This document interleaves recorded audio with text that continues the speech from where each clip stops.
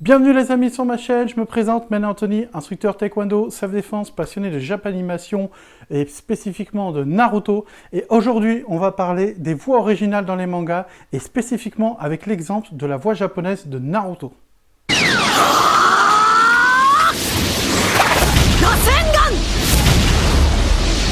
Alors que ce soit Dragon Ball, Les Chevaliers Zodiac, Olive et Tom, peu importe le manga qu'on a pu voir dans le Club Dorothée, bien sûr, on avait les versions françaises qui pouvaient à la fois être vraiment très bien faites et à la fois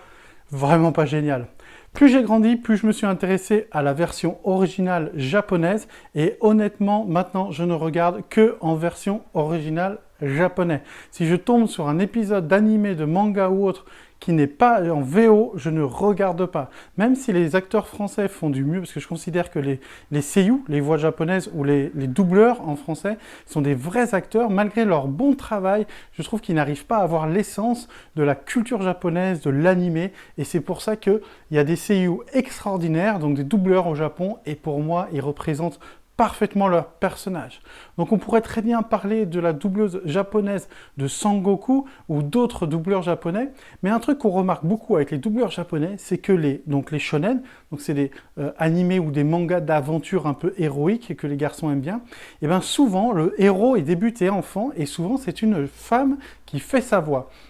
Donc dans Dragon Ball, c'est une femme qui fait la voix de Goku depuis des années, et ça n'empêche pas, pareil comme dans Naruto, Naruto c'est une femme. Je vous montre maintenant des extraits, vous allez voir, c'est incroyable. 噂ではすでに劇場版の極秘映像があるらしいからその映像を手に入れたいわね相内アナお願いだってばよクートン螺旋手裏剣って言いながら俺は渦巻きナルトだってばようっすこれからまだまだどんどん前に進むからみんな応援よろしくだってばよフランスのみんな渦巻きナルトだってばよ今日はみんなに会えてすんげえ嬉しいそんでもってこの映画めちゃくちゃ面白いから最後まで楽しんでくれよな俺たちとこれを書いてくれてる岸本先生の心意気を全部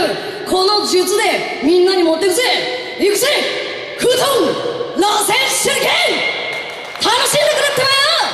Alors je sais pas pour vous, mais moi quand j'entends sa voix, ça me fait frissonner. Donc son nom, désolé pour la prononciation, c'est Junko Takeshi. Et voilà, on voit, c'est un petit bout de femme qui est comme ça, qui est toute mignonne et tout. Et quand elle commence à prendre la voix de Naruto, là on se remet dans l'animé et on se dit waouh, c'est juste exceptionnel. Donc pour moi, je vous invite, et si je vous donne ce conseil les amis, regardez les mangas, les animations japonaises et même les films américains éventuellement, mais en VO sous-titré, vous allez voir, c'est vraiment excellent. Beaucoup me disent, ouais, la VO sous-titrée, c'est compliqué à lire. Honnêtement, vous regardez 2-3 épisodes et après, vous n'avez même plus l'impression de lire. Vous avez juste l'envie et le droit de kiffer vraiment parce que la voix japonaise, je trouve, c'est le cœur de l'animé. La différence entre un manga et un animé, ça porte bien son nom, c'est que c'est animé. Donc, on a à la fois des images qui bougent, une musique géniale, mais la voix, les acteurs qui vont jouer chaque rôle est vraiment important. Donc là, j'ai voulu faire un exemple avec automatiquement l'actrice de Naruto, la seiyuu de Naruto, parce que bon, bah, comme vous le voyez, je suis extrêmement fan de Naruto.